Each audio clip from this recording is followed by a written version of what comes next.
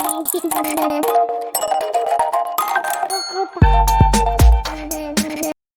Everyone, इस video में बात कर लेते हैं एनसीसी लिमिटेड की। क्विकली एनालिसिस देख लेते हैं। चैनल को लाइक एंड सब्सक्राइब करना मत भूलिएगा। तो लास्ट वीडियो जो मैंने बनाया था स्टॉक का, उस टाइम पे स्टॉक को इस लेवल के अराउंड पकड़ा था अपन ने।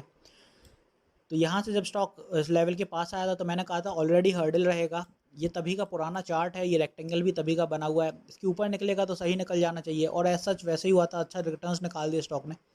अभी की बात कर लें स्टॉक में, तो कल का जो सेलिंग प्रेशर था स्टॉक में, जिस हिसाब से कल मार्केट गिरा था, तो उसी का कंटिन्यूएशन रहा सेलिंग प्रेशर इस स्टॉक में, और नीचे ही गिरता गया। फिलहाल स्टॉक में यहाँ पे कुछ बाइंग देखने को मिली है डे एंड पे, बिकॉज ये लेवल तो ब्रेक नहीं कर पाया स्टॉक, और ये इंपॉर्टेंट लेवल है। बिकॉज यहाँ आप नोटिस करोगे तो यहीं से स्टॉक ने एक बुलिश मोमेंटम पकड़ा था जब इस चैनल में आना शुरू किया था स्टॉक में।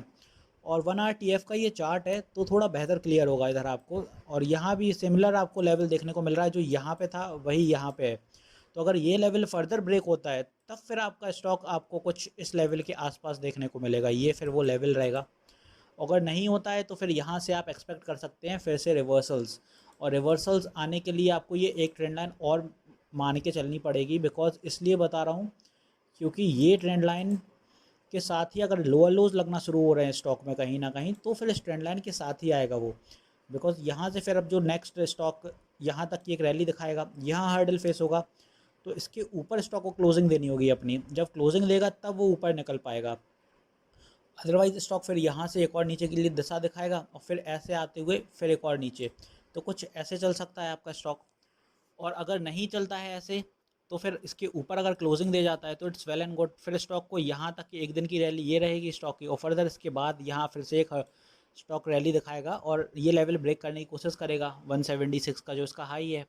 तो ऐसे चलने वाला है आपका एनसीसी। अगर आप 5 के लेवल्स भी यहाँ पे लगाएंगे तो आपको थोड़ा और भी बेहतर क्लियर होगा। यहाँ पे आप नोटिस करेंगे कि 5 के लेवल्स, अब आप देखेंगे, सॉरी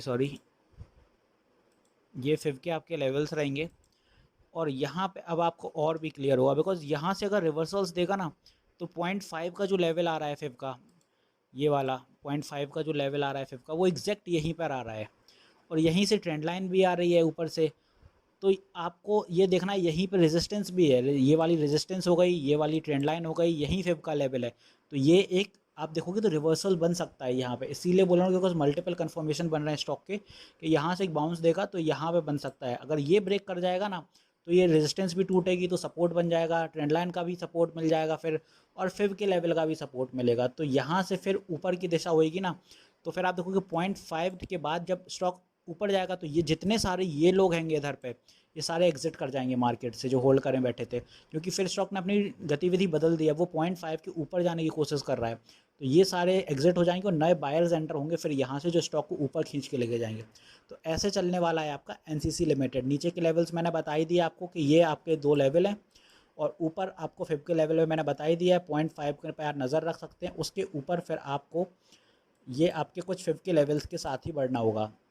तो आपको ऐसे आप अपना टाइम कर सकते हैं एनसीसी लिमिटेड। वीडियो यहीं तक रखते हैं, मिलते हैं नेक्स्ट वीडियो में। This is me Shubham Yadav signing off.